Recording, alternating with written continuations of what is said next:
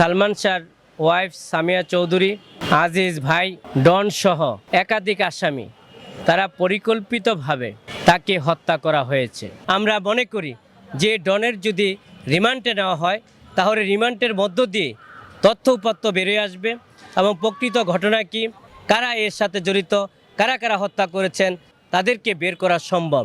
বিজ্ঞ আদালত প্রতীয়মান হয়েছেন যে এখানে রিমান্ডের প্রয়োজন।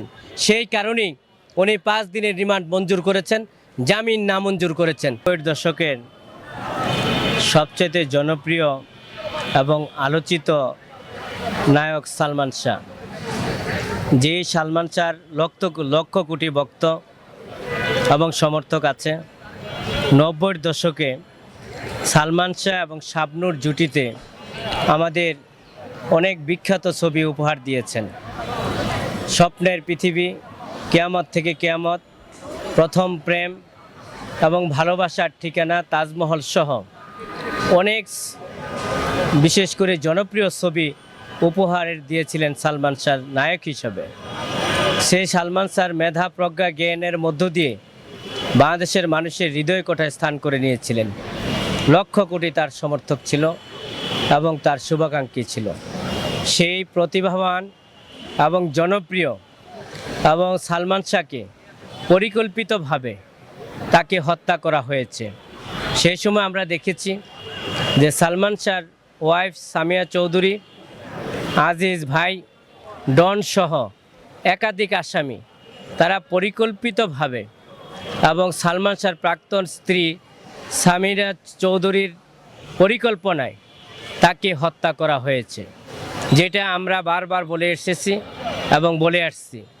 কিন্তু তার পরবর্তীতে আপনারা দেখেছেন যে বিশেষ করে আপনারা দেখেছেন যে সারা বাংলাদেশের মানুষ স্তম্ভিত হয়েছিল, তাদের একজন জনপ্রিয় নায়ককে হত্যা করা হয়েছিল। আমরা দেখেছি পরবর্তীতে হত্যা হওয়ার পরে সেই হত্যাকাণ্ডটি বিশেষ করে আপনার সুইসাইড হিসাবে অর্থাৎ আত্মহত্যা বলে প্রচার করা হয়েছিল সালমান শাহর প্রাক্তন স্ত্রী এবং আজকের যে আসামি ডন, আজিজ ভাই সহ যারা আসামি ছিলেন।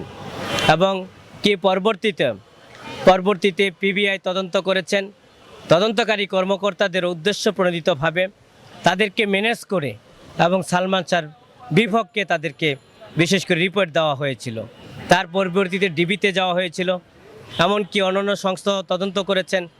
কোনো তদন্তই সঠিক তদন্ত আসে নাই এবং বিশেষ করে আসামিদের সাথে প্রভাবিত হয়ে এবং মামলার তদন্তকারী কর্মকর্তারা সঠিক তদন্ত দেয় নাই, যেটা আমরা সবসময় বলে আসছি এবং আমরা বলেছি যে আইনসাবরা প্রভাবিত হয়ে সঠিক সত্য এবং ঘটনা উদ্ঘাটন না করে তারা উদ্দেশ্য প্রণোদিতভাবে একটা রিপোর্ট দিয়েছেন।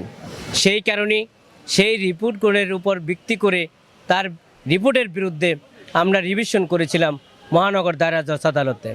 সেইখানে বিজ্ঞ আদালত রিভিশনটা অ্যাকসেপ্ট করে দীর্ঘদিন এই মামলাটির যারা তথ্যপত্র দিয়েছেন, যারা সাক্ষী দিয়েছেন এবং ইনভেস্টিগেশন করেছেন, সমস্ত রিপোর্ট পর্যালোচনা করে উনি বিশেষ করে মহানগর দায়রা জজ যে 6ষ্ঠ অতিরিক্ত আদালত উনি জাজমেন্ট দিয়েছেন যে মামলাটি যে ভিকটিম নায়ক সালমান শাহ উনি আত্মহত্যা করেন নাই, তাকে সুপরিকল্পিতভাবে তাকে হত্যা করা হয়েছে, সেটা ওনার জাজমেন্টে অবজারভেশনে দিয়েছেন। এমনকি মামলাটি এফআইআর হিসেবে নেওয়ার জন্য সংশ্লিষ্ট থানার ওসিকে নির্দেশ দিয়েছেন। সেই অনুযায়ী সংশ্লিষ্ট থানার ওসি এবং মামলাটি এফআইআর হিসেবে নিয়েছেন। পরবর্তীতে এই মামলাটি ইনভেস্টিগেশন দিয়েছেন। ইতিমধ্যে আপনারা দেখেছেন একজন আসামি, 4 নম্বর আসামি ডনকে এয়ারপোর্ট থেকে, যিনি পালিয়ে যেতে চেয়েছিলেন, তাকে বিমানবন্দর থেকে গ্রেপ্তার করা হয়েছে। গ্রেপ্তার করার পরে আয়ুষ বিশেষ করে তদন্তকারী সংস্থার কাছে 161-এ সে প্রাথমিকভাবে সত্যতা স্বীকার করেছে যে সালমান শাহর হত্যার সাথে সে জড়িত। আমরা মনে করি বিশেষ করে যে সালমান শাহ একজন জনপ্রিয়, যার জনপ্রিয়তা তুঙ্গে ছিল, সেই সালমান শাহর মেধা, প্রতিজ্ঞার প্রতিভাবান একজন নায়ক ছিলেন।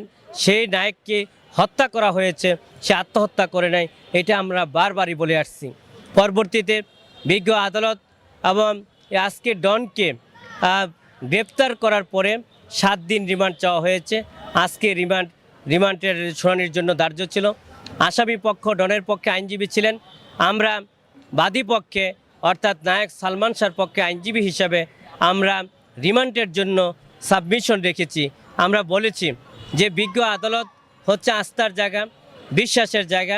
আমরা মনে করি যে ডনের যদি রিমান্ডে নেওয়া হয় তাহলে রিমান্ডের মধ্য দিয়ে তথ্য উপাত্ত বেরিয়ে আসবে এবং প্রকৃত ঘটনা কী এবং এইখানে মূল রহস্য কী, কারা এর সাথে জড়িত, কারা কারা হত্যা করেছেন এবং এর পিছনে আরও কারা কারা প্রভাবশালী যারা আছে তারা জড়িত, তাদেরকে বের করা সম্ভব।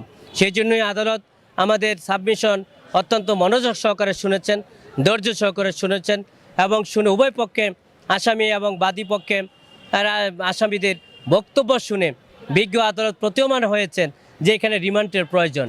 সেই কারণেই উনি 5 দিনের রিমান্ড মঞ্জুর করেছেন, জামিন নামঞ্জুর করেছেন।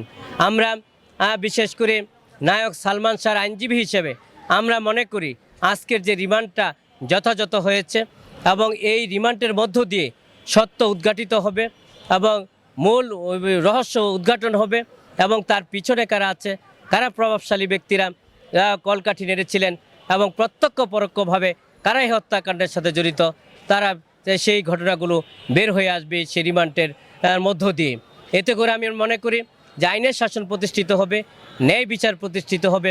নায়ক সালমান শাহর যে লক্ষ কোটি যে তাদের সমর্থক আছে, শুভাকাঙ্ক্ষী আছে, তারা অন্তত এতটুকু বলতে পারবো যে আমাদের প্রিয় নায়কের হত্যাকারীদের বিচার হয়েছে, আমরা বিচার পেয়েছি এবং সালমান শাহর আত্মারও শান্তি পাবে এবং এদেশের মানুষেরও আইনের শাসন এবং ন্যায় বিচার যে আছে সেটা প্রতীয়মান হবে।